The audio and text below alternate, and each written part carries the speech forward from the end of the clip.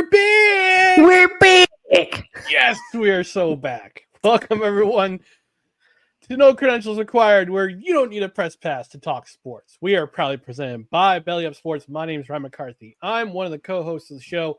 To my right is a man who did not survive cutdown day in the NFL, Dustin Henry. Dustin, how are we doing tonight? I'm doing all right, and unfortunately, the Cleveland Browns decided to part ways with me, and then making dinner, I cut my finger. So, I got cut in more ways than one, but we are back. Break was rejuvenating, refreshing, but I'm excited to get back in the driver's seat with you tonight. I know that you are as well. How are you, sir?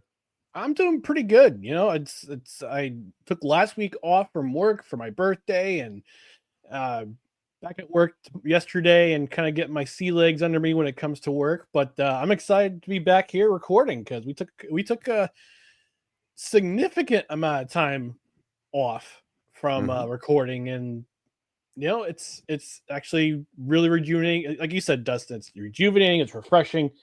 It takes some time to just charge your batteries, and obviously next week is the NFL season, so we're getting ready for that. But in the meantime, I'm ready to talk some sports. I wouldn't say necessarily say catch up because it's a slowish time of year unless you're a big baseball fan, and we're casual at this point. I think we're casual at this point, you could say. We are in the a couple of years ago in the gaming space, there was a shirt that became popular, and it was Filthy Casuals was the brand, and they had a shirt that said that, and like a lot of one of the gaming channels I follow, they were wearing that to say that they were Filthy Casuals gamers. So that's the first thing that popped into my head when you said that. I was like, we are Filthy Casuals. We are indeed. But there's the rundown what we're talking about tonight. We're going to talk about our time off, what we did. We're talking about the direction of the show going forward. Nothing's happening. We're not going anywhere, but we're going to take a little bit of a direction for this season for NFL and a little bit onwards into 2026. We're going to talk about NFL Cutdown Day, how the NFL is so going to rig the 2025 season. Dustin's going to react to the Albany FireWolves relocation, and we're going to talk about our favorite athletes to wear the number 60, although technically this is episode 63 or 64 this year with the bonus content. Yes, yeah. I was 65 because we get the bonus content of me being on Levac and Gaz from last Tuesday. So, all right. But in the meantime, before we get into everything, we just want to remind you to please visit us on social media: Facebook, Twitter, Instagram, YouTube. Just search for No Credentials Required. You can also check out our other podcasts and written articles at bellyupsports.com. On the podcast side, you can subscribe to the podcast wherever you listen to podcasts, and that includes on Apple Podcasts, Spotify, Spreaker, Amazon Music, iHeart, TuneIn, Pandora, Podbean, and on our YouTube channel. And also, don't forget to hit that notification bell on Twitter and on YouTube. That way you're notified of when we go live. That way you're notified when show clips go up. Or this afternoon, my interview with Dave Landau, comedian Dave Landau, one of my favorite comedians. Got the chance to interview him for a few minutes, talking about comedy, talking about sports. He's a big Detroit sports fan. I mentioned to him yesterday that I have the autographed picture of Detroit's own Sauce Gardner. He was pretty happy about that in the green room. But yeah, it's 10 good minutes plus with Dave Landau. Check it out on the YouTube channel after the show. It was a fun interview. Dave's a great guy, and he's come up to our area very, very soon. Actually, next week.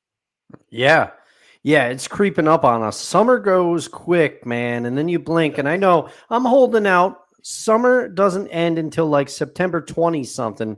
But let's be honest, it feels like it's already shifting. Yeah, there's a little bit of a bite in the air, especially this morning. I walked out the side this morning going, ooh, a little chilly. I'm glad I wore my sweatshirt when I went to go work out in the gym today. But yeah, check us out on the podcast side. And again, rate, review, comment, 5-star rating, leave a review where you can, whether it be on Apple Podcasts, Good Pods, or Podchaser. If you're on Spotify, leave a comment. If you're watching this on the Belly Up Sports YouTube channel tomorrow, leave us a like, leave us a comment. Tell us where you're commenting from. Tell us about your most shocking I wouldn't say shocking, but most surprising cut from NFL Cut Down Day, because next week, as I mentioned in my headline, 12 sleeping days until you could say, I guess you could say 9 sleeping days, but it's a Thursday game and a Friday game. But Mhm. I'm talking about, like, for my team and for Dustin's team, 12 sleeping days. That's it. Yes. And if you're a college football fan, it's 4 sleeping days. And I know we got at least one college football enthusiast currently in the chat. She's excited that we're back. But yeah, like I said, I forgot to mention, we're a live show Tuesdays, 6:30, or a little bit, or in our case, a little bit after. My cat wanted snuggles. I'm the only one in the house right now, so that's why we're a little late. Our show mascot tag along wanted some snuggles. But yes, look, Tuesdays, 6:30 p.m. Eastern, Saturday, the 10 a.m. This weekend will be the season finale of the morning brunch until we fully transition to the NFL for this year. It'll be strictly NFL from next week on. We want you to engage with us. We want you to leave us a comment in the comments section of the live show. Again, if you're watching on Belly Up on the replay tomorrow afternoon, it should be around 2-ish. Around 2-ish, we'll have this show up. We want to hear from you. Leave us a comment in the comment section. And Dustin, I know you've missed this sound for a little over 2 weeks. Yeah. It's time to bring it back, because we know it's long overdue for this time. Yeah, because it's been even longer for me because I missed that last Saturday show before break. So bring on the chime time. Here come the chimes.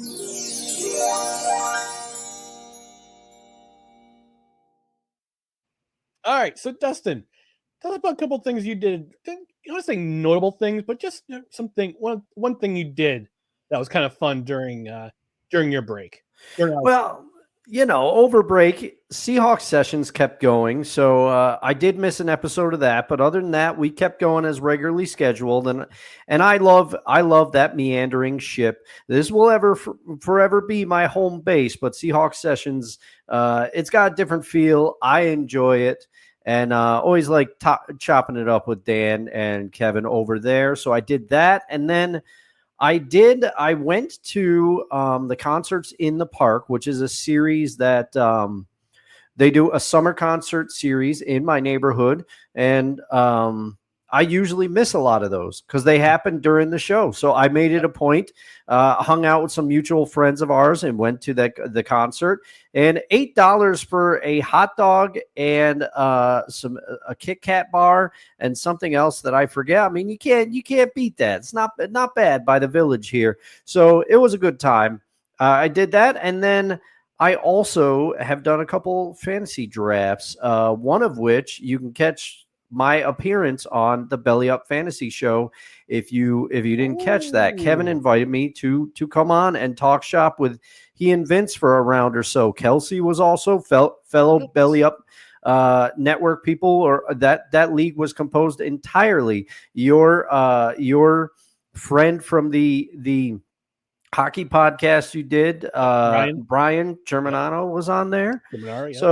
Germanaro, sorry, Brian. It's okay. But yeah, so I did that. So I did take a break from podcasting, but I was still here or there. But the highlight for me was probably getting to go to the summer concert series and just kind of, I didn't do much over break. I just kind of hung out, and because I was getting ready, I know you and I are both excited for the NFL season, but it is, Yes. it's going to be a thing, man. It's going to take up a lot of our time and more yours than mine because of all you do for the show. But what did you do during break?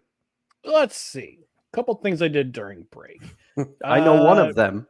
Yes. Well, the podcasting for me, I wouldn't say it didn't entirely halt.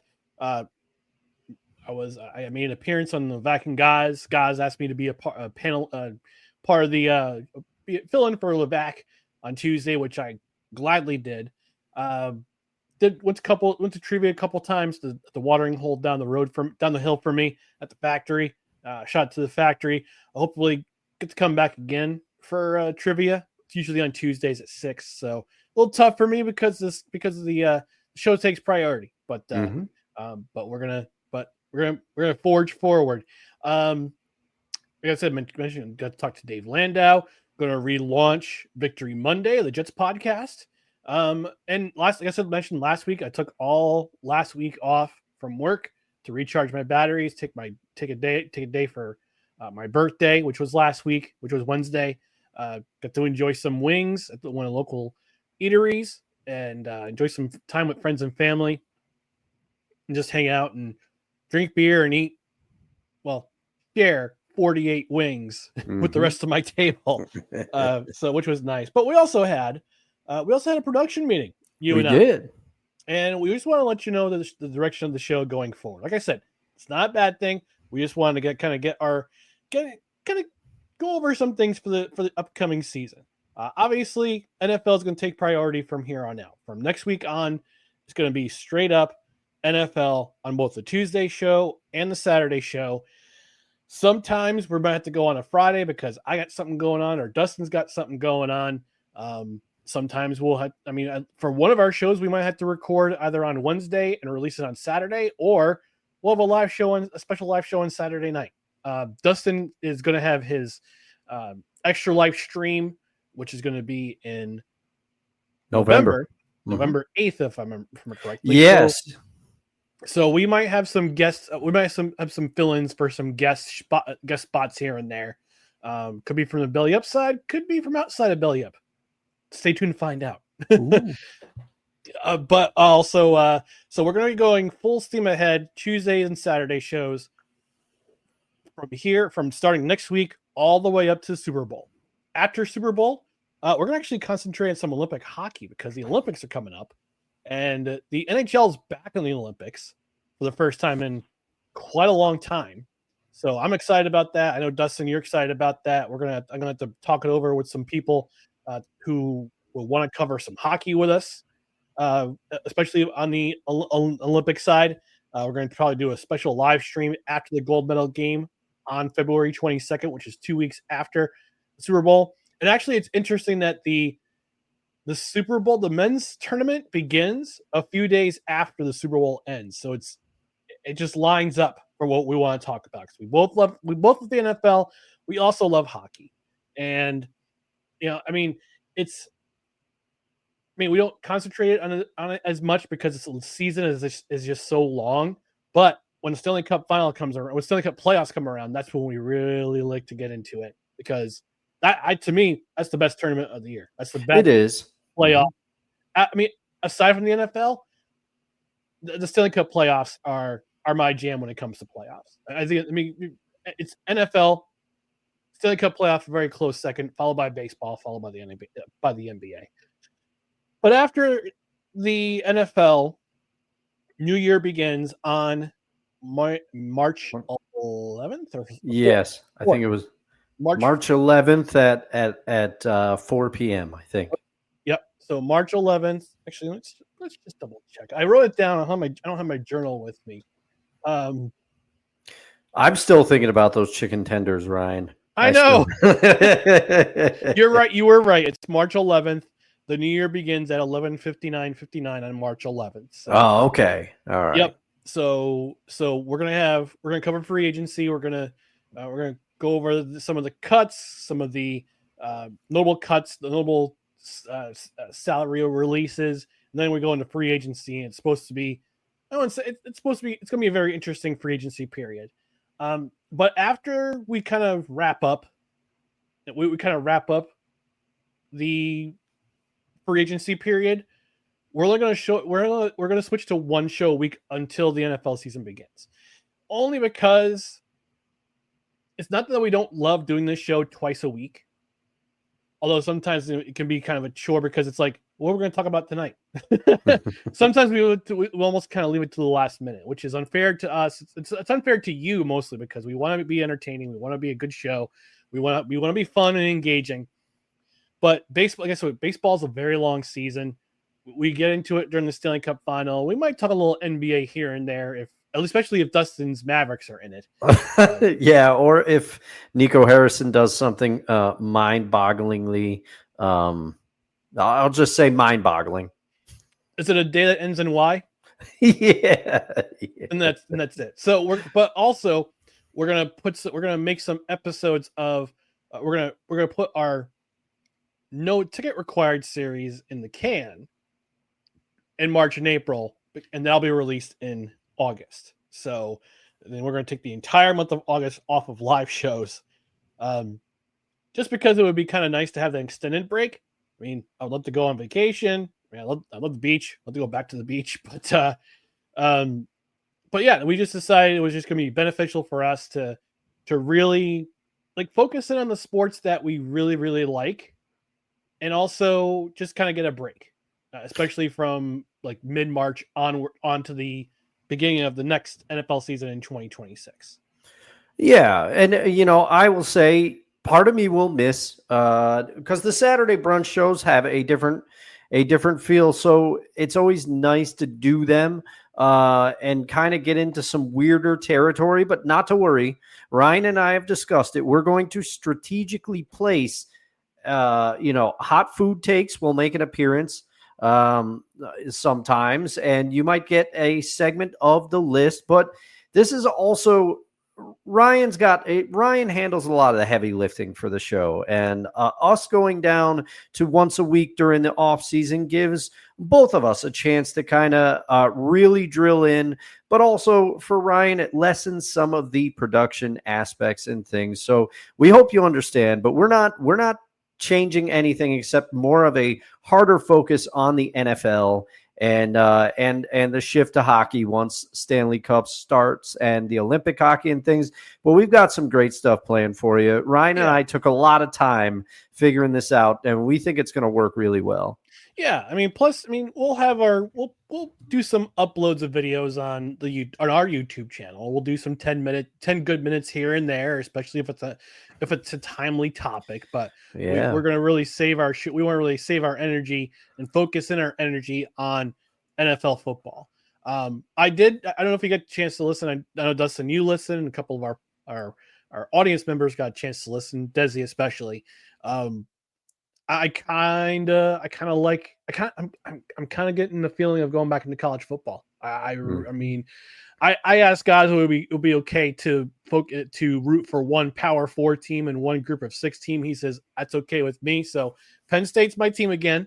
Obviously, we still gotta get you. We still gotta get you a college team. I know you said I know you're I would say on the fence with Colorado, but you gotta figure we gotta get you a team.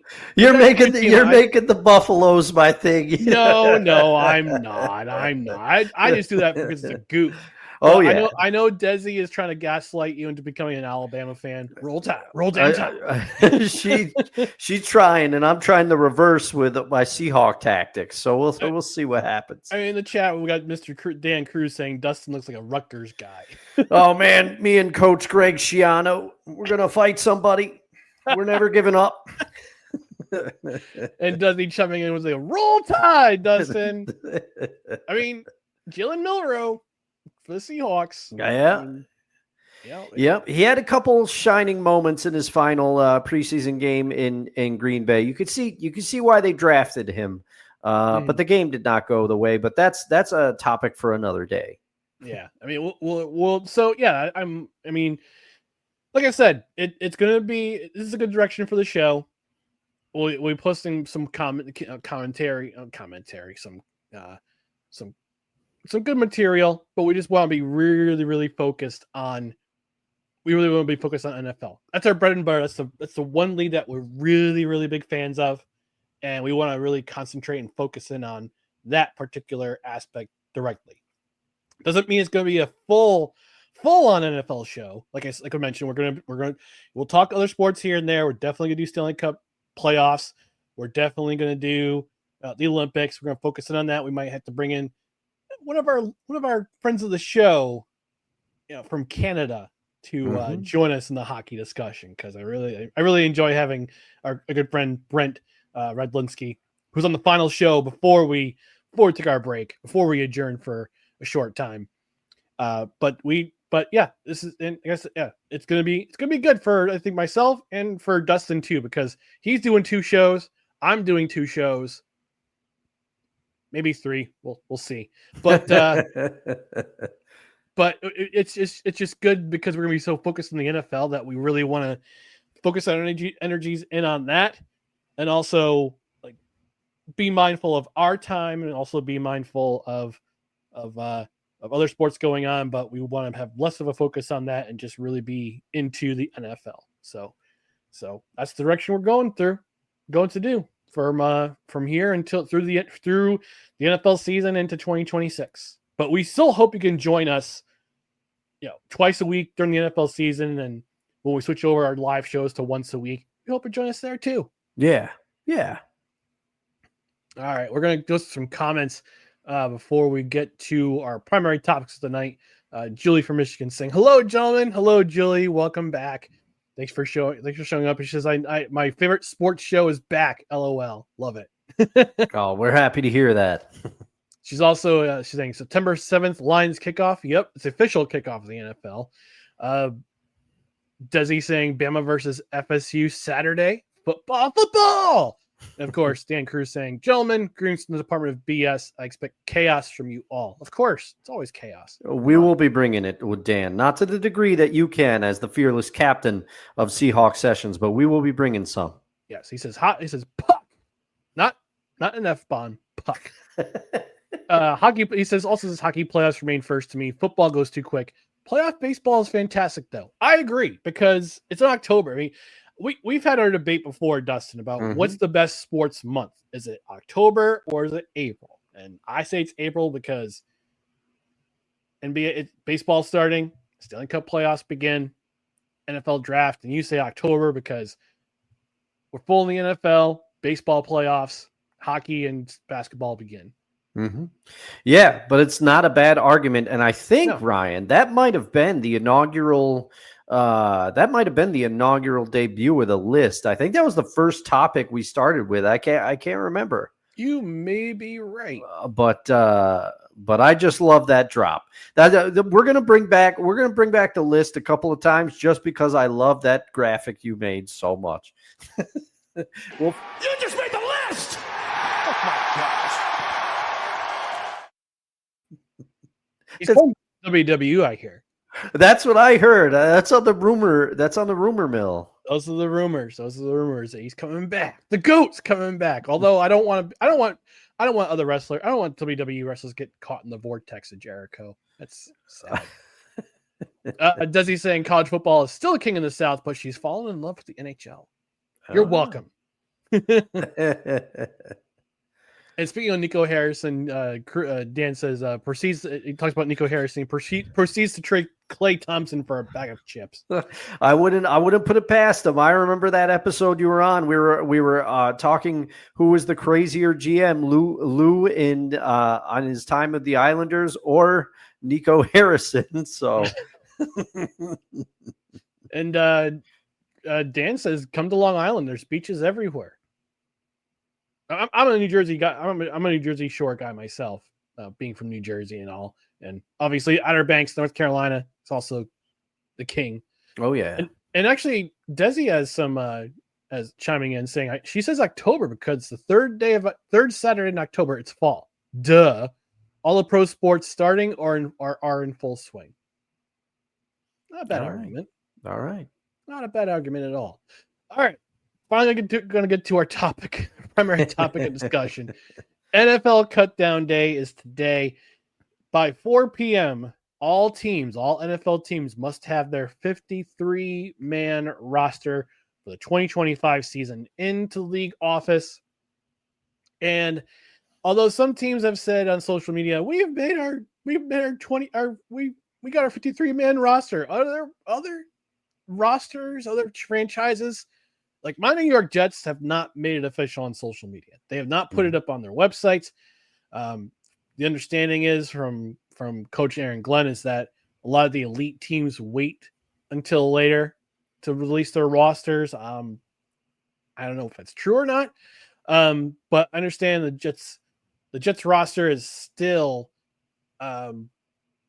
it still hasn't been published yet. I don't know about your Seahawks, but let's talk about some cut downs that were, I wouldn't say surprising, but were kind of coming down the road. What about your let's start with your Seahawks, Dustin. What do you think? Okay, so the main one, and I see Kevin just put something into the chat that I'm gonna have to catch up because I didn't see this one yet. I got home from work, made my dinner, and got after it, but I did not see that Martinez had been released. That one does surprise me. I thought he had done enough in the preseason to earn a spot on the roster, but maybe George Helwani's performance and others overshadowed it. But the big one for me in Seahawks land is Marquez Valdez-Scantling was cut. And when he was acquired, it was widely assumed that he would be the deep threat on this team. He would be the third wide receiver, but he would be the deep threat because JSN and Cooper Kupp both kind of have the feel of slot receivers. But Kevin and I, notably on Seahawks Sessions, we were not jazzed about the Valdez-Scantling signing. And he's been cut because he was outdone by all accounts by Torrey Horton, a rookie. It seems like he got beat out for the job. So I guess the early thing is that we were right about this one because I didn't understand why they brought him in the first place. Maybe he was a Clint Kubiak guy. Maybe he was somebody brought in to teach the rookies the scheme because he's familiar with Kubiak's offensive schemes. But MVS is no longer a Seahawk, and he's looking for another NFL team. Yeah, Kevin's saying there's no tears for MVS. He was vocal in his distaste for the move. Yeah, and the Julie's saying the Lions cut Dan Skipper so he can no longer pretend to report. Yes, I am still bitter about that. Oh man. So looking at the Jets, we'll talk about this tomorrow night on Victory Monday, which is going to be coming back tomorrow night, 8:30 p.m. Eastern. Would have had it last night, but my cohort Dan Goldstein, my friend the Hebrew Hammer. He had some personal issues to attend to. Nothing bad, but just wanted to get home and say good night to his little girl and Yeah. dinner. So on the Jets side, they released Eric Watts. They released Carter Warren, which some people said he would be on the trading block. I didn't believe it. They waived Jarek Bernard Converse, Brandon Smith, which is kind of surprising. Figured he would be part of the 53 as with the depth chart on the depth chart for wide receiver. The one that was not shocking at all was the Jets releasing Malachi Corley. And I know you put it in our Discord, Dustin, which is in the link in the description below. Yeah, jump in the conversation. No trolls or chuds, please. Thank you very much. You had put that in our chat, and he was their third round pick last season. Interestingly enough, the third round pick last year. He had 3 receptions all year long. And also he's best known for 2 things.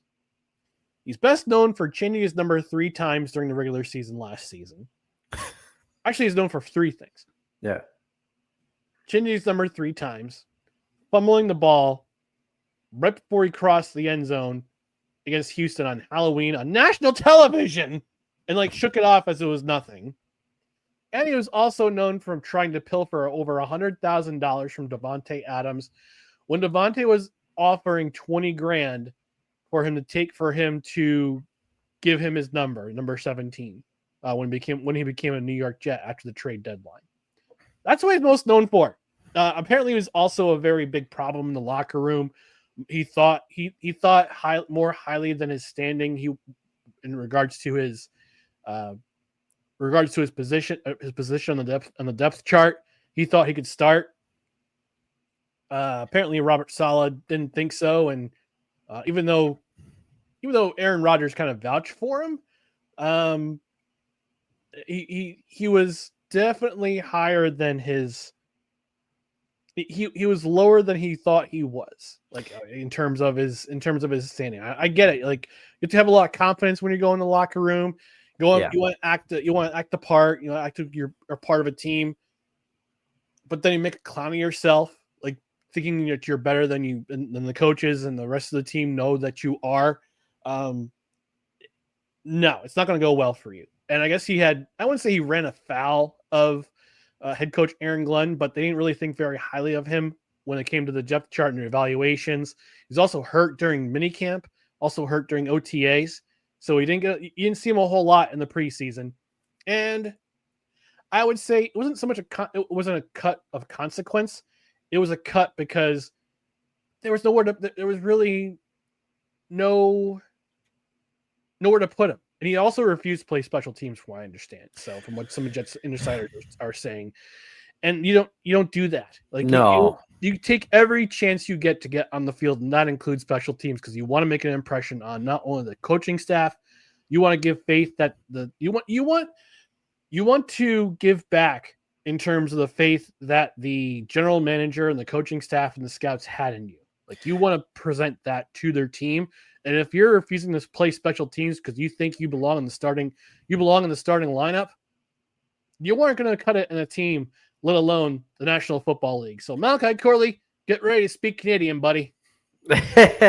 Yeah, I mean, especially I didn't know about the part where he refused to play special teams. To your point, you can't do that. As you've already said, there's a fine line between having confidence when you go into the locker room and then taking it too far. That's tough, but refusing to play special teams is crazy, because I'm going to tell you a quick little story about a Seahawk who started on special teams. As a matter of fact, he started returning punts. His name, Tyler Lockett. Tyler Lockett quickly, carved out a role as a starter for many, many years. If you're talented enough, your talent will show through on special teams. I believe Doug Baldwin started as a special teamer with the Seahawks. I could be wrong about that, but let's go to another team. The Giants. Victor Cruz. Yes, he had that explosive preseason, but he also starred on special teams, carved it into a role with the Giants. So the fact that Corley at that young of an age already refused to play special teams, seeing, especially, we just laid out some of the paths forward in the NFL, it's ridiculous. Yeah, it's awful. It's awful. And like I said, you need to earn a place you want to earn a place on the roster. You're going to play anywhere the coaches tell you, especially if you're a 3rd round draft pick. And I don't care if you were Yak King while you were in college. This is the pros, man. You're going to play where the coaches tell you to play. And if you don't like it, I'm sorry. You're either going to go to another team and have them deal with you, or you're going to be off a roster out of the NFL. You're going to wind up in Canada. You're going to wind up in one of the indoor leagues or on a UFL roster. And I would say a UFL roster is too kind for Malachi Corley. Well, and the other thing, there's an example of a notable cut that surprised me today that is not a Seahawk. It was Hunter Renfrow. Hunter Renfrow trying to make a comeback with the Carolina Panthers, and his goal was to be the target that Adam Thielen was last year for Bryce Young. Adam Thielen, he's been rumored to be on the trading block, but Hunter Renfrow did not make the Carolina Panthers. He's trying to make a comeback. He missed the whole 2024 season with diverticulitis, I believe. But I guarantee you, if the Carolina Panthers or any other team had offered Hunter Renfrow on a role on special teams, he would have taken it, because clearly he wants to be back in the NFL. He's playing. But I thought, when I read that Hunter Renfrow was trying to make a comeback with the Panthers, I said, this will be a good fit, because he was good with the Raiders. He was good. So yes. I thought this would work out. Yeah, he was a very good slot receiver with the Raiders. Also, another notable cut from the New York Giants, Tommy DeVito, Tommy Cutlets. Yeah. Although I wouldn't say it was because of it. A lot of people would agree with me. It wasn't because of performance. It was because of circumstance. Because the Giants signed Russell Wilson. They also signed Jameis Winston. They traded back into the first round to get Jackson Dart. So he was more of a victim of circumstance than he was a talent-wise. And I think there's going to be a lot of teams might be looking into him, just because of the fact that he's playing the NFL. He actually won a game in the NFL a couple seasons ago in 2023. I believe he beat I think he was on the team. He was part of a win that beat part of a game that the Giants beat the Commanders, which brought the Commanders back up, moved them up a spot or two in the draft order, and they picked Jalen Daniels as a result. Yeah. But I think teams are going to look into Tommy DeVito. Some say I know some Jets fans have been saying, let's get him. Let's bring him in to be a third quarterback instead of Brady Cook. But I think the Jets coaching staff were really impressed by how Brady Cook wasn't played in practice. And it was in practice and also played in the preseason. He's a project. He's a project for sure, but they believe in him. They also waived Adrian Martinez as a quarterback, but I think he's going to be back in the practice roster. And a lot of these guys, you see them. You see a lot of players get waived. You see a lot of players get released. Although I'm sorry, they get waived. They usually get waived in the hopes that they'll be back on the roster as a practice player. And sometimes you might see that. Sometimes you'll see them sign with other teams. So we don't know what's going to happen. So, but also we forgot to mention the hold-ins for both Terry McLaurin and Trey Hendrickson both ended yesterday. Both of them getting significant pay raises. Terry McLaurin got a 3-year, $96 million extension. I don't know the details of how much was guaranteed or all of it was guaranteed, but I don't know the details of the contract. And Trey Hendrickson's getting a 1-year. He's getting a significant bump in pay. He signed a 1-year contract, but he got a $14 million raise. I think he's going to be $30 million this year. So it's a significant hike in pay raise. Couple of comments before we go to the comments section here. Before we move on to our next subject, Kevin's saying, "How about 2 fullbacks and 4 tight ends for the Seahawks?" God. So I will say the 2 fullbacks did not surprise me, especially with the way Oots was playing. For sure, I knew he was going to make the roster. I knew it was a big thing that they wanted. The 4 tight ends is what really surprises me, because I mean Arroyo, the draft pick. With the amount of run that he got and things catching the ball, he shores up his blocking. He's going to be great. And they've always loved their tight ends in Seattle. And guess what? One half of the Pete Carroll / John Schneider duo is still there. So John's still there, and he still loves tight ends. And clearly Mike McDonald and Clint Kubiak do too. But 4 tight ends seems a little aggressive. Just a skosh excessive. Does he saying troll? So you want me to leave the Discord? No, we don't. No, we enjoy your trolling. I'm talking about people who come in and just start spouting nonsense for no apparent reason. She also says Corley needed to go, but I hear the Cowboys looking for some help. They need a running back. And I don't care about receiver, but running back. They needed a running back for a very long time. Well, Ryan, we cut Deuce Vaughn because we're very excited to bring Malachi Corley into Dallas. You heard it here first. Oh, God almighty. Julie's saying Lions special teams have been phenomenal. Special teams is no joke. No, you got special teams. They make special plays, as I've said on the other show I contribute to, Total Football Talk. Although I will say, starting I think next week, Total Football Talk Extra is coming back. So, just FYI. And as he's saying, I hope somebody pulls the young man aside and is able to get to him. Yeah, I mean, if you come in to an NFL locker room thinking your poo-poo don't stink, you are going to be weeded out right away. And it's not going to be pretty. All right, moving on to our next subject. Oh, there's some breaking news. Not sports related, but there is some breaking news. And I don't know how much you've cared or pay attention to the subject, but we do have some breaking news, Dustin. Here we go.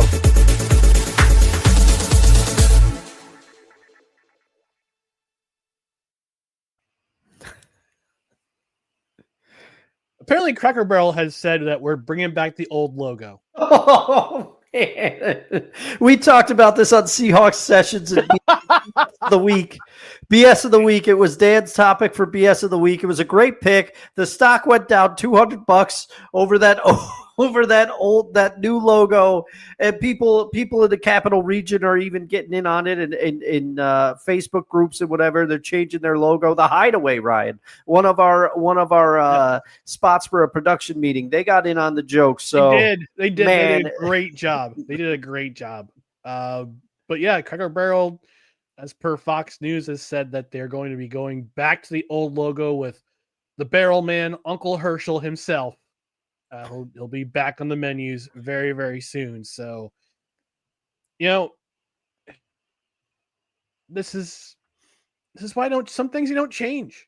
Some things you don't change. You don't spit on, you don't tuck on Superman's cape.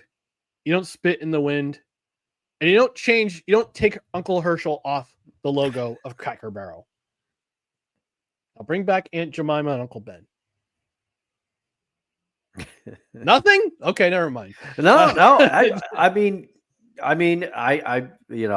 I couldn't say it. Sometimes change happens for change's sake, and that doesn't always pan out. We saw what happened with Cracker Barrel here, but on the bright side, on most of the locations, they probably won't even have to change the signs because it's so sudden. It was so sudden of, we're going to change our logo. Mm-hmm. I'll try my best to drive by the Half Moon location either tomorrow or Thursday. Desi saying that didn't take long. Kevin saying Seahawks Sessions for the win, and Julie saying, "Wow, they caved really quick." Yeah. Also, nobody calls it Pearl Milling Baking Company. We all call it Aunt Jemima. We still call it Aunt Jemima. We still call Uncle Ben's rice Uncle Ben's rice. I don't know what they call it now, but yeah, I don't know. Not that I eat it, but because I make my own rice. Jasmati. I do too. Jasmati rice for the win. Okay, moving on. The NFL Big Rig is on for this 2025 season because today, social media, we found out Travis Kelce, Taylor Swift, they got engaged. Congratulations to them.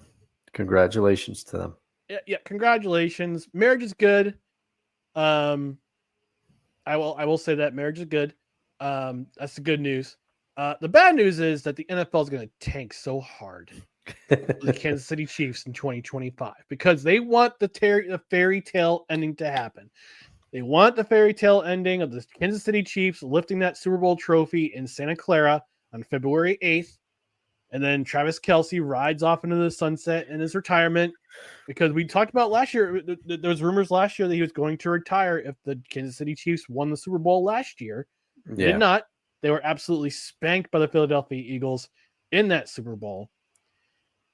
And that in that celebration, he's going to pop the question. Like, okay, theories and all that stuff. But this announcement didn't happen on a Friday. Usually this stuff happens on a Friday when it's a news dump where people are getting ready to go home from work. They're not really paying attention to the news, not really paying attention to what's going on around them. They just want to get ready to go home and enjoy their weekends. So politicians do this, other news outlets do this. They just dump a bunch of news so nobody pays attention. It happens to be on a Tuesday on our boy Jeff Levac's birthday. Happy birthday, Levac, by the way, if you're listening or watching. I wish him a happy birthday earlier today. But my conspiracy hat's going on. And we talk about the NFL. There's conspiracy theories that the NFL is rigged, that the referees have it in for certain teams. But I tend to believe that the big rig's going to happen this year. We're going to get the fairy tale ending. Travis Kelce rides off into the sunset in retirement. The next week, they get married and live happily ever after until we get Taylor Swift's divorce album. That's what's going to happen. But Dustin, you got any thoughts on this? Am I crazy? Like, is my tinfoil hat is my Charlie Day, Pepe Silva conspiracy? It's all a big conspiracy. Now, okay, so I'm going to I agree with you. I don't think you're crazy. But I do think the NFL, they already get the accusations of that because of what happened with the Patriots for all those years and all those, people are already heightened to this. I think they'd be crazy to do that because this is what everybody expects. And if this happens, then it's just going to confirm what many, many, many people have argued is true. I don't know if I go as far. There's some guy out there that says the Super Bowl logo dictates who's going to win, the logo in the city. He's got like some whole theory, and he went back like 10 years. Like I'm not for that, but I think if they did do that, this is not the year to do it because this news means that everybody would have their feelers out, and if this does happen, it would all but confirm in so many people's minds that this would happen. In all seriousness, I'm happy for them. We've talked about our thoughts about Travis Kelce. He's a great football player. Sometimes his personality wears on Ryan and I a little bit. We both Jason seems really cool. Travis has done some cool things. He's a great tight end. I think if Travis is smart, I think he retires this year regardless of what happens. I think that he should just ride off into the sunset because oh man, I'm seeing what's on the screen. I'll read the headline. I'm sorry, Dustin was rolling by. I had to put this up. Babylon B with the headline: Travis Kelce says he'll write his own wedding vows as soon as he learns how to spell psyched. Oh man. Oh, but I mean, if I'm Travis, getting engaged to Taylor Swift is already enough reason to retire. I mean, yeah. Regardless of what you think of Travis as a person, he may not be everybody's cup of tea, but he has accomplished everything that you could accomplish on a football field. He's got a very successful podcast with his brother. He's done a reality show. Somebody will undoubtedly try to get him as an analyst the moment he hangs it up. What else do you have to prove, Travis? Absolutely nothing. And he's marrying a woman who is 6 times his net worth. Yeah. It's crazy. Yeah. Let's see what the people in the audience are saying. Let's some of the cred heads are saying. Oh, just Dan saying, I give it 2 years until the breakup album of the century comes out. Listen, she already let people know about her diaries of a showgirl, even though she was never a showgirl. On their podcast, New Heights podcast, and it's interesting that her last album with the what's it called, the Struggling Poets Society, is like, you're not struggling, you're worth $500 million. That's not struggling. Struggling to put together 2 words together, I guess. But anyway, man, Desi saying NFL is going to rig to let KC win so Kelce can retire on top. Julie from Michigan saying, I love this news. I love them together. She's a Swiftie. Dan saying, Ryan, you and I both know who hate the Patriots, that the league is who you and I both know who hate the Patriots, that the league is rigged. And he says that album is going to feed families. The divorce album, I suspect he's talking about. Julie saying, no, they're going to be happily married and bring back the era of strong, happy marriages. Look, Julie, look at me. Look at me. Look at the camera. Look at me. Eyes up here. If you if you're focusing on a celebrity couple to be an example of a strong, happy marriage, Lord help you. I hope they don't go the route of Gwyneth and Chris Martin from years ago and consciously uncouple. That's the cringiest thing. I know. We're going to. And you can tell that was Gwyneth who wrote that. No, for sure. It wasn't Chris Martin. It was her. We're uncoupling like that. This dystopian bollocks. Dan saying tinfold hat wears for the win. Travis looks like he has the most punchable face. Nah. And it says, well done with my divorce album thing. No, the Babylon B article. Yes. Taylor Swift makes more than Travis by a mile too. Tases the money back. This is probably the pants of the relationship. Kevin Wilson with a hot take for fantasy, saying the decline is coming fast for Travis, so retiring makes sense. I am going to counter that. Look at the Josh Allen engagement bump from last year. Remember after he got engaged to Haley Steinfeld? Was it Haley Steinfeld? Yeah, Steinfeld. During the bye week, the Bills bye week last year. And then he threw like 22 touchdowns and like 1 interception the rest of the season. He had it going. Engagement pump coming for Travis Kelce. He's going to break the tight end yardage records. All right. I'm going to do what Gaz did during the Olympic medal bet that we had. And I'm going to get in the middle of you and Kevin. And I'm going to say, I agree with Kevin about the decline, but I think what's going to save Travis Kelce this year, especially for fantasy purposes, he's still going to get the touchdowns. Mahomes is still going to be looking for him any time the Chiefs get near the goal line. Dan saying we've learned this. Don't trust celebrity marriages. Example: Brad Pitt and Angelina Jolie. Up before that, Brad Pitt and Jennifer Aniston.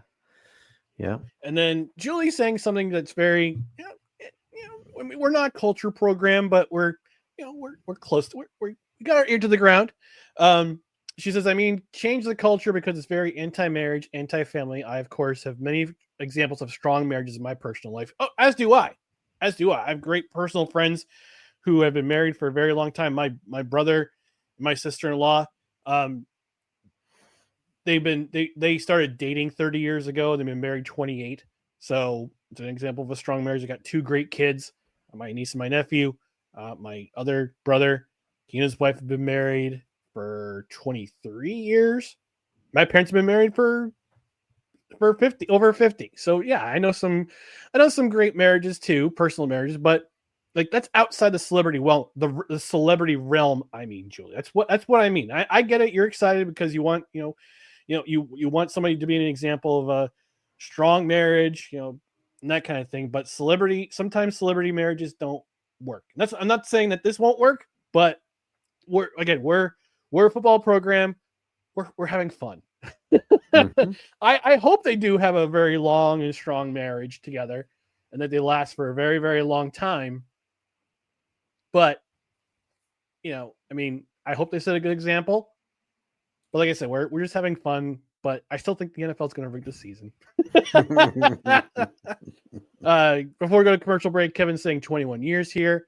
Desi saying no fad has ever changed society for the good. I want people to get married because they love each other, not because of a pop singer married a football player. I agree. And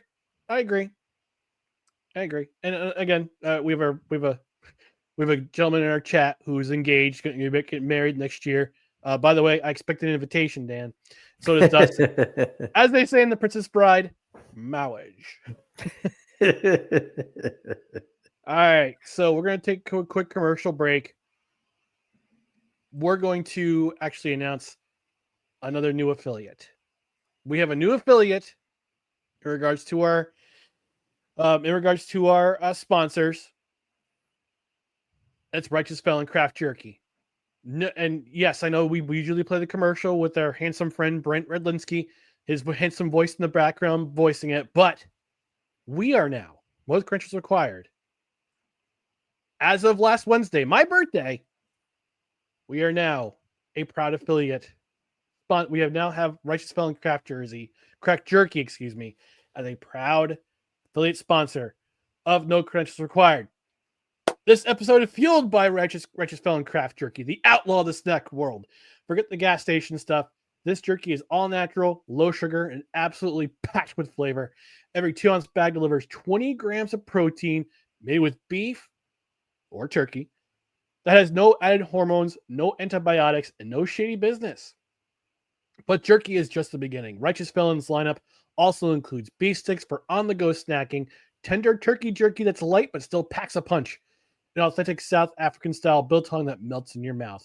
Their flavors range from savory classics like OG Hickory and Victorious B.I.G. Honey Bourbon to spicy kicks like Habanero Escobar and Carolina Reaper. So whether you want a smooth, smoky, or fiery heat, they've got you covered. And don't forget, they even got Wild Ranger dog treats for your four-legged sidekick can join the snack game too. So head over to righteousfelon.com. Use promo code NOCREDS. That's NOCREDS at checkout to score 15% off your order. Plus, when you spend over $50, shipping is free. Righteous Felon Craft Jerky, the craft jerky cartel, where flavor is the crime, and you're guilty of enjoying every bite. Dustin, I actually have something for us. I'll be right back. But why don't you tell the people at home about Wild Ranger dog treats for your dog nephew? Oh man, he is coming. He is coming in a day or so here. I'm going to have to be watching him. And every time he comes over to the house, every time his tail wags, if I even step towards the room where I keep the Wild Ranger dog treats. These things have like flaxseed, sweet potato, duck, beef. You know, they have natural things in them, and his tail wags like crazy every time, and he even will do a few tricks for the Righteous Felon craft beef jerky. I get him to dance all the time and spin around, so he loves it. And also, on the human side of things, I've got to re-up on some of the jerkies. I've got to try that new flavor that was announced, the bourbon one there, for sure. And I've also had, I've had the beef stick. The meat stick is my favorite variety of jerky. I love the street taco one. That one is delicious. All of them are delicious. Ooh, look at this. They were really kind enough to send us a welcome gift pack. So we've got the street taco meat stick, which is an al pastor and pineapple pork. The fiery habanero, which I've had before, which is a spicy and smoky beef stick. They also sent us a variety of their spicy jerkies, the bootleg and barbecue. I've had that one. That's a good one. The habanero Escobar. That one does not fool around. It is hot.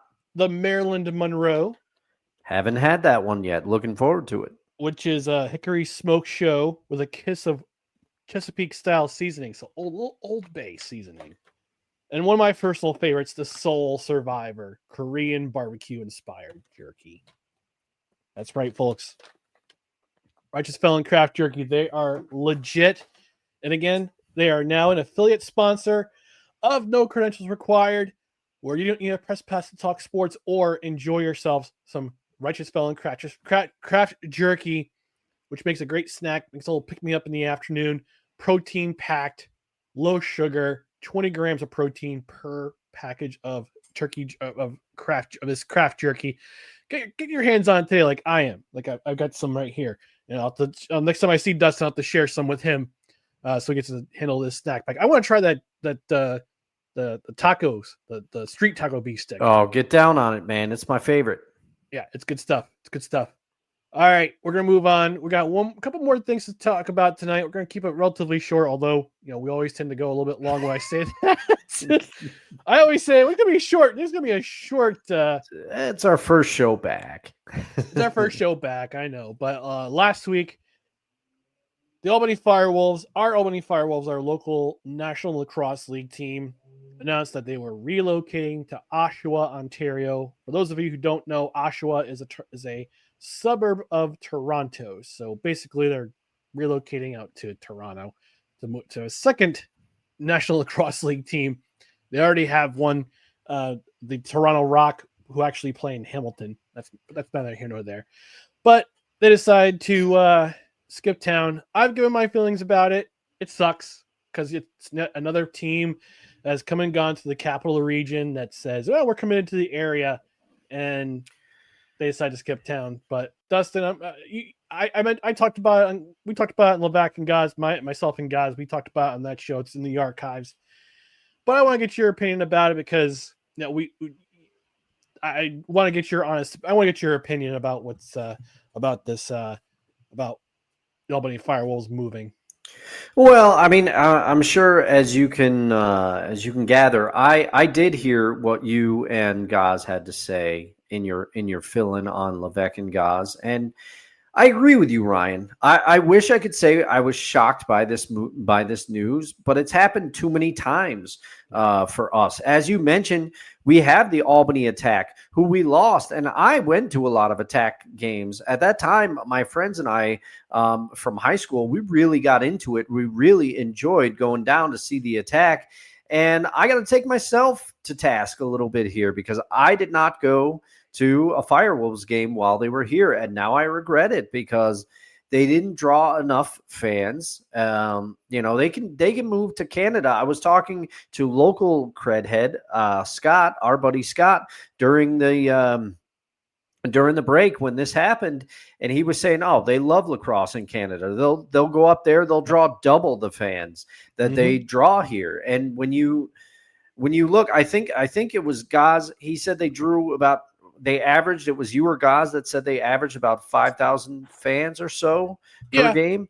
Yeah, they had about, I'd say probably a hardcore following of about 3,500, 4,000, and the rest were just casuals or people want to bring their kids to a game on a night out. So yeah. Yeah, and when you look at it that way, can you really blame you really blame the team for saying, "Hey, we can make double this money somewhere"? I mean, it stinks for our area because it's another team on the long list. I mean, the Valley Cats are really the only ones left that are crushing it. I mean, we went to a game the other night, and I enjoyed it very much, as I always do. I just wish they were still affiliated, but they'll keep playing independent ball, and I think they'll figure it out somewhere down the line. At least I hope they do. But other than that, I mean, the Patroons.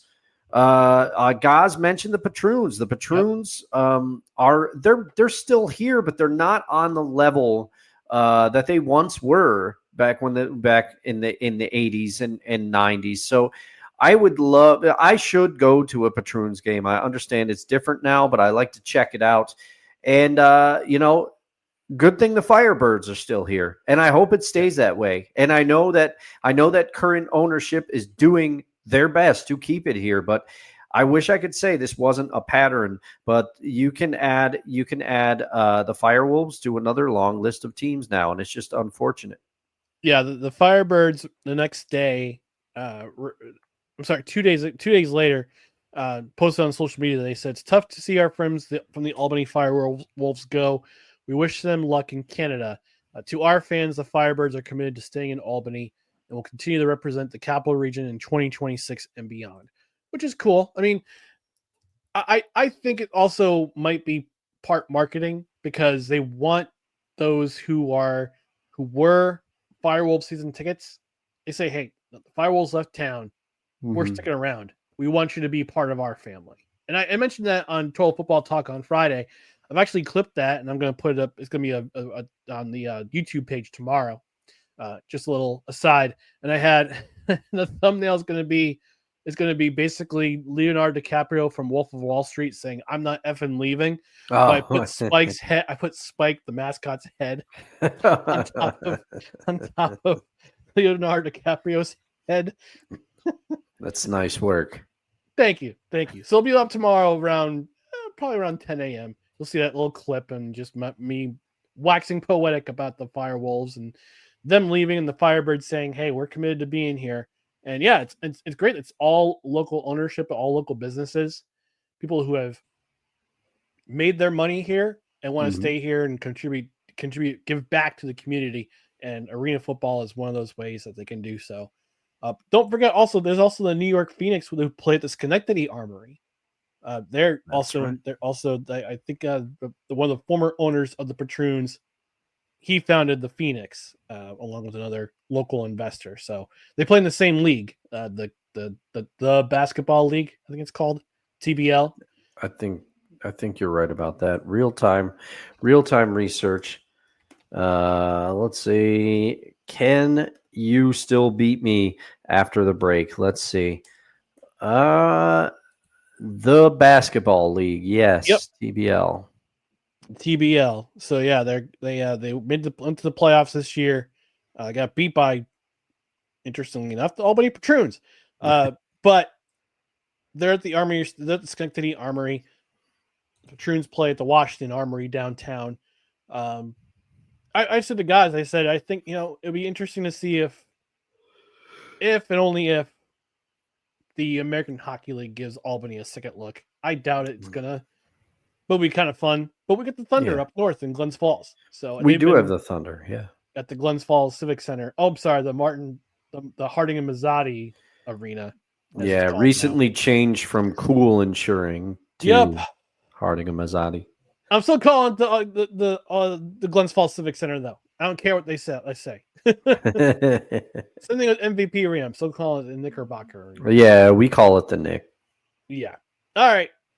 Our last topic for the night, because we are keeping in step with our theme for this year. The number of our favorite athlete to where the number it's corresponding with the official episode of each recording. Technically, this is episode 65, but the 3 episodes, the Last Dance reviews, the Mr. McMahon review, my appearance on Levac and Gaz, they're not part of the canon, so it's unofficially 65, the 65th episode, but this is the 60th recording of the live episode of No Credentials Required. So we're going to talk about our favorite athletes to wear the number 60 that we've watched in our lifetime. And Dustin, I'm going to have you start off with your favorite athlete to wear number 60. All right. Some of these numbers, these higher numbers, it's getting tough, but I did find a 60 for today, and you need the Homer Alert button for me. Homer Alert! There it is. You know, for the first couple of shows, I wondered if that was a recording of you doing that. And then I very quickly figured out it's live. So hats off to you for that. But it is Max Unger, former center for the Seattle Seahawks and the New Orleans Saints. Infamously, he was a part of that Jimmy Graham trade, which I think if you would go back and ask the Seahawks leadership, should they have made that trade? As much as Jimmy Graham was a great player, never really found his stride for the Seahawks the way that they hoped he would with injuries and everything. Max, to show you how valuable a great center is, the Seahawks line has never been the same since Max left. The last time the line was good, he was the starting center for both of the Seahawks Super Bowl appearances, excluding 2006. I don't talk about that one. But the other two, Max Unger was the center for both. And then he was traded to the New Orleans Saints, I believe, in 2016, maybe 17. And he was a former Oregon Duck. He was drafted by the Seahawks out of Oregon. And he played very well, and he played for 10 strong seasons in the NFL. I believe he retired in 2019. But he was a steady center for the Seahawks. And then after that, he dealt with some injuries once he went over to the Saints. But he played very well for them, too. And like I said, I think if you were to go back in time and ask the Seahawks if they would make that trade, I don't think they do. Because Max Unger, a very important centerpiece on the offensive line for the Seahawks. Steady center play for many years in the NFL, for a decade in the NFL. All right. So my favorite number 60, guess what? We're gonna bring it back again. Homer Alert! Yes, Homer Alert for myself as well. Yes, I played it for myself. Number 60 on the New York Jets, DeBrickashaw Ferguson. Oh, man. One of the greatest first names in the history of anything. Yes. And I'm sorry, his full name is DeBrickashaw Montgomery Ferguson. Nice. There you go. Was drafted by the New York Jets 4th overall in the 2006 NFL draft after a horrible season of 2005 that I thought they were going to be contenders for a Super Bowl, but all fell apart. And Herm Edwards swiftly ran away, cowardly, to Kansas City to become the Chiefs head coach. But they used their first round pick selection on DeBrickashaw Ferguson from the University of Virginia. Played all 10 seasons with the New York Jets, was part of that offensive line that graded the roads for their running game and that ground and pound offense that Rex Ryan famously implemented in his first 2 seasons in the league in 2009 and 2010. Was actually Ferguson was a Pro Bowler in those 3 seasons, 2009, 2010, 2011, but was part of that great line along with Alan Faneca, Damian Woody, Nick Mangold, to name a few on that offensive line they just grounded and pounded opponents with the great running game that they had back in 2009 and 2010 that got them to the AFC Championship in consecutive years. Played until 2015 and was named into the Ring of Honor, the New York Jets Ring of Honor in 2022, along with Nick Mangold, future favorite athlete down the road for number 74. Just keep that in mind. For episode 74, Nick Mangold is likely going to be, and I'm sorry, not likely, he will be my favorite athlete to wear the number 60. And yes, Dan, how DeBrickashaw Ferguson is not a Hall of Famer, it's beyond me too. Hopefully, the next couple of years, whether it be voted in by the committee or as a legacy pick, like Joe Klecko did a couple of years ago, when he was a player pick, he'll get into the Hall of Fame. And of course, Desi's schooling us with her favorite number 60 from the Alabama Crimson Tide. She got that damn tide in there. She says her favorite number 60 is Chris Samuel, a unanimous All-American offensive tackle for the Crimson Tide that won the Outland Trophy in 1999, leading the way for running back Sean Alexander. Mm-hmm. And I need to find out Chris Samuel. His name sounds familiar. I have to remember who he played for in the NFL.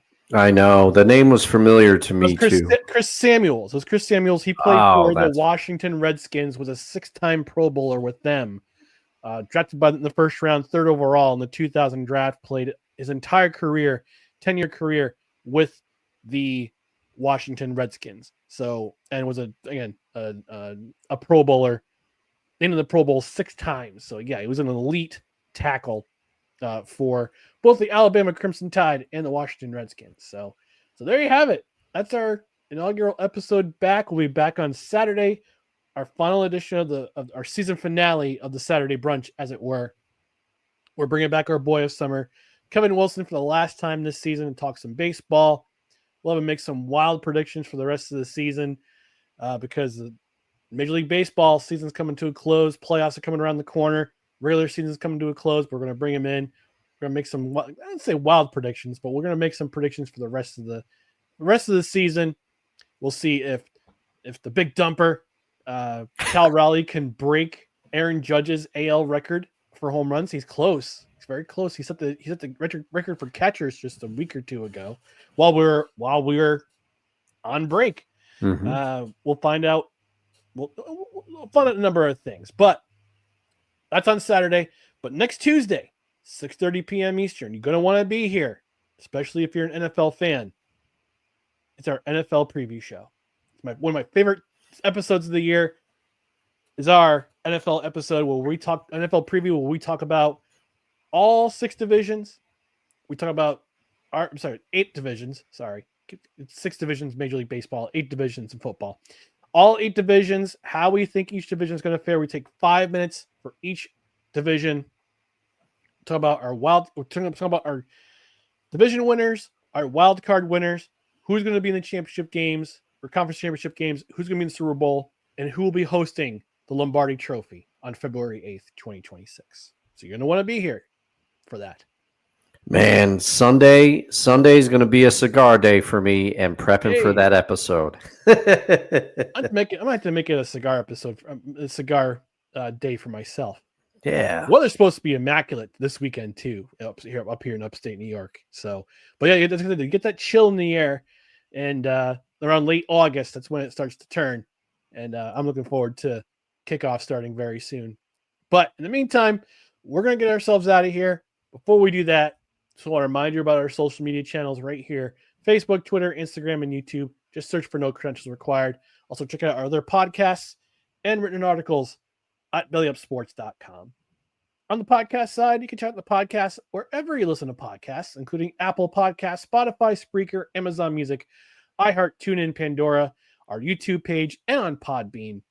And also, don't forget to hit that notification bell on Twitter and on YouTube so you know when you're notified of live shows, when you're notified of show announcements, when you're notified of videos going up, like my interview with Dave Landau. That was last night, got published today. We hope you check it out. And it was a fun interview. Again, Dave Landau, great guy.